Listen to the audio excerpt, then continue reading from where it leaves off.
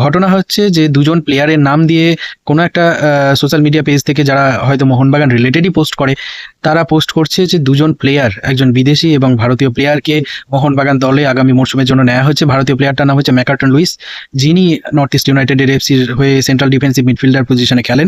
বেশ ভালো কোয়ালিটি একজন প্লেয়ার। এবং একজন ইসরায়েলি অ্যাটাকিং মিডফিল্ডার পজিশনের প্লেয়ার ইয়ারিন লেভি নামক একজন প্লেয়ার, তাকে নাকি মোহনবাগান ট্রাই করছে, এই ধরনের খবর বাইরে বেরিয়েছে। দিমিত্রি পেট্রাটোসের পরিবর্তে এই প্লেয়ারটিকে নেওয়া হতে পারে, এরকম একটা খবর বাইরে বেরিয়েছে।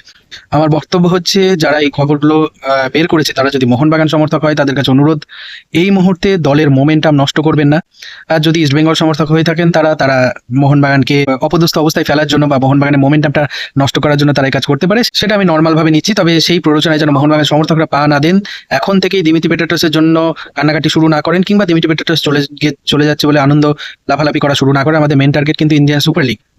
আর এই মুহূর্তে মোহনবাগান এবং ইস্টবেঙ্গলের পজিশনটা আপনাদের সামনে একটু তুলে ধরি। আগামীকাল মানে 28 তারিখ মঙ্গলবার ইস্টবেঙ্গল নামছে উড়িষ্যা এফসির বিরুদ্ধে। ইস্টবেঙ্গল এই মুহূর্তে 8টা ম্যাচ খেলে 15 পয়েন্ট পেয়েছে, যেখানে মোহনবাগান 9টা ম্যাচ খেলে 20 পয়েন্ট পেয়েছে।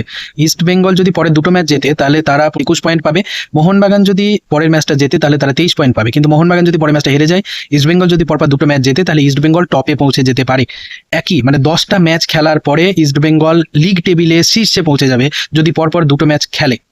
এবং মোহনবাগানে ইস্টবেঙ্গলে তারপরে যে 5টা ম্যাচ আছে, সেটা হচ্ছে উড়িষ্যার বিরুদ্ধে একটা ম্যাচ আছে, তারপরে তাদেরকে শক্তিশালী প্রতিপক্ষ মুম্বাই সিটির বিরুদ্ধে খেলতে হবে, পাঞ্জাব এফসি যেটাও শক্তিশালী প্রতিপক্ষ তাদের বিরুদ্ধে খেলতে হবে, মোহনবাগান অবশ্যই শক্তিশালী প্রতিপক্ষ তার বিরুদ্ধে খেলতে হবে, কিছুটা দুর্বল প্রতিপক্ষ লাস্ট ম্যাচ তারা ইন্টারকাশির বিরুদ্ধে খেলতে পারে। এবং মোহনবাগানের ক্ষেত্রে যদি দেখা যায়, তাহলে মোহনবাগানের আর 4টে ম্যাচ বাকি আছে। সব থেকে কঠিন প্রতিপক্ষ তাদের হচ্ছে এফসি গোয়া, যেটা 9ই মেতে খেলা হবে। তারপরে ইন্টারকাশির বিরুদ্ধে তারা ইজি ম্যাচ খেলতে পারবে।